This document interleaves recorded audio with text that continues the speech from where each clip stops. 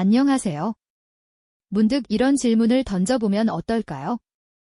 모든 것이 무너져 내리던 그 암울한 시절, 사람들은 과연 어떻게 살아남는 것을 넘어 삶을 즐기는 지혜를 찾아냈을까요? 1997년, 대한민국을 강타했던 IMF 외환위기는 단순한 경제적 재앙을 넘어 우리 국민의 삶의 방식과 가치관을 송두리째 뒤흔들었던 전대미문의 사건이었죠. 국가부도 직전의 절망적인 상황 속에서 우리 사회는 그야말로 거대한 시험대에 올랐습니다. 그때를 기억하시나요? 텔레비전 뉴스에서는 연일 기업들의 부도 소식과 정리해고 뉴스가 쏟아져 나왔고, 길거리에는 하루아침에 일자리를 잃은 가장들의 한숨이 가득했습니다. 수많은 기업들이 문을 닫고 멀쩡하던 회사원들은 졸지의 실업자가 되었죠. 온 국민이 아껴 모은 금부치를 내놓으며 국가를 살리려 했던 금 모으기 운동은 당시의 절박함을 단적으로 보여주는 상징적인 장면이었습니다. 그야말로 온 나라가 멈춰버린 듯한 충격과 공포가 대한민국을 휩쓸었던 때였습니다. 상상해보세요. 어제까지 당연했던 일상이 한순간에 사라지고 미래에 대한 희망조차 보이지 않는 상황. 가족의 생계를 책임져야 하는 부모님들은 매일 밤 잠 못 이루며 고민하셨을 겁니다. 아이들은 갑자기 줄어든 용돈과 달라진 집안 분위기에 불안감을 느꼈을 테고요. 그저 먹고 사는 문제만이 아니라 우리 사회의 근간이 흔들리고 있다는 깊은 불안감이 모두의 마음속에 자리 잡았던 시기였죠. 사람들은 과연 이 위기를 어떻게 헤쳐나가야 할지, 어디서부터 다시 시작해야 할지 막막했을 것입니다.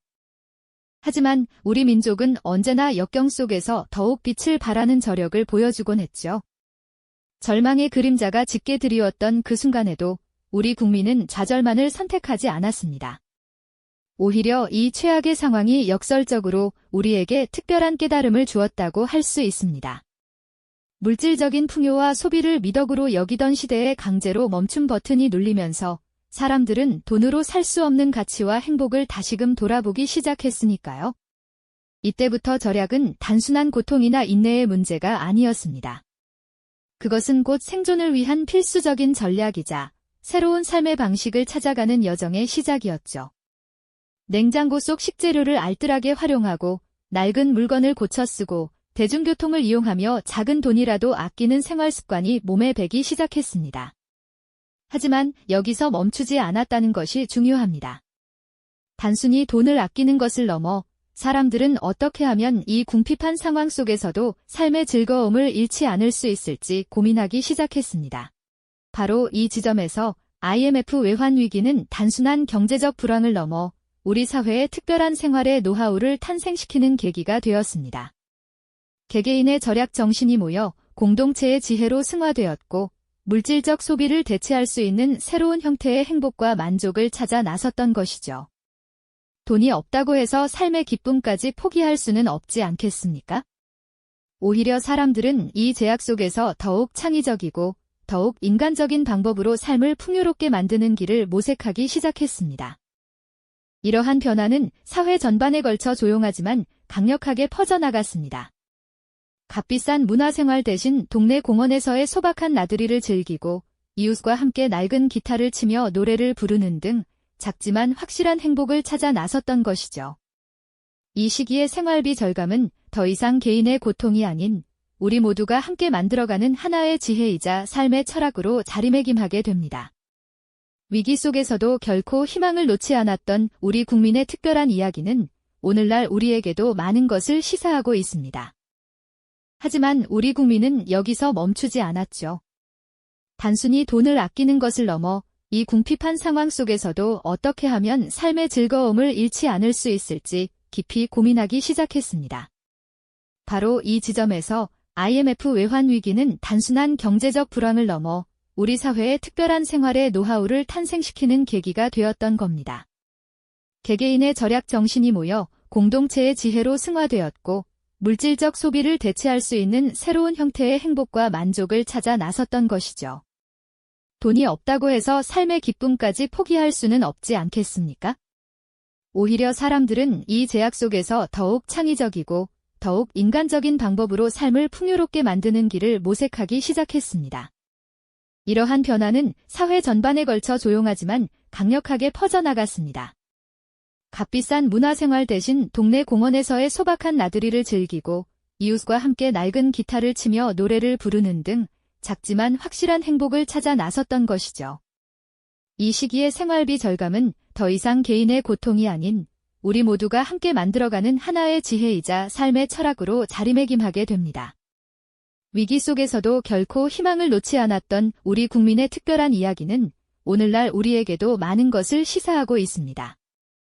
그렇다면 과연 사람들은 이 절망적인 현실 속에서 어떻게 살아남는 것을 넘어 삶을 즐기는 지혜를 찾아냈을까요? 경제적인 제약이 오히려 새로운 형태의 행복을 발견하는 촉매제가 되었던 겁니다. 물질적인 소비가 줄어들자 사람들은 자연스럽게 가족과의 시간, 이웃과의 유대감, 그리고 내면의 만족감에서 기쁨을 찾기 시작했죠. 값비싼 레스토랑 대신 집에서 직접 요리하며 온 가족이 함께 식탁에 앉는 시간이 늘어났습니다. 그저 한 끼를 때우는 것을 넘어 서로의 이야기를 나누고 웃음꽃을 피우는 소중한 순간들이었죠. 동네 공원은 아이들의 놀이터이자 어른들의 휴식 공간이 되었고 3-4-5 모여 앉아 시시콜콜한 이야기를 나누는 모습은 그 어떤 화려한 파티보다도 따뜻하고 인간적인 풍경을 만들어냈습니다. 문화생활 역시 새로운 방식으로 재해석되었습니다.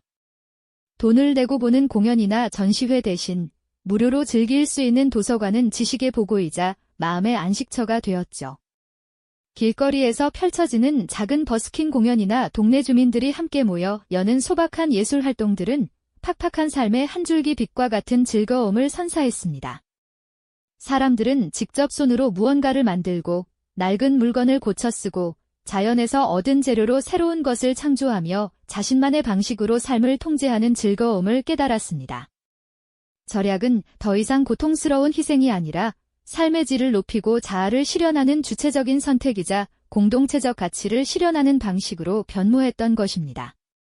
이처럼 IMF 위기는 우리에게 물질적 풍요가 아닌 내면의 만족과 공동체의 소중함을 일깨워주는 값진 교훈을 남겼죠. 이러한 생활의 지혜는 비단 IMF 시절에만 머물지 않았습니다. 위기 속에서 얻은 교훈은 한국 사회에 깊이 뿌리내려 오늘날까지도 영향을 미치고 있습니다.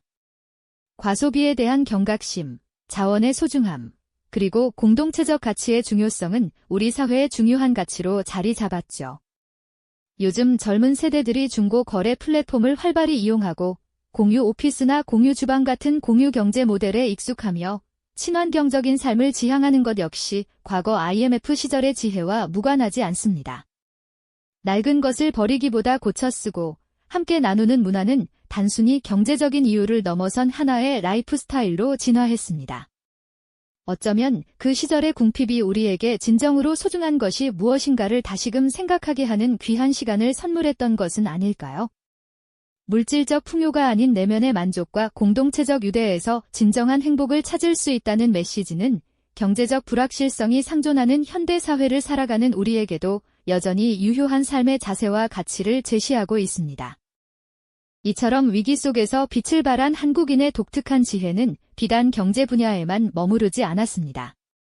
다음 이야기에서는 또 다른 역사적 격변 속에서 우리 민족이 어떻게 위기를 기회로 바꾸어냈는지 그 놀라운 지혜의 순간들을 탐험해 보겠습니다.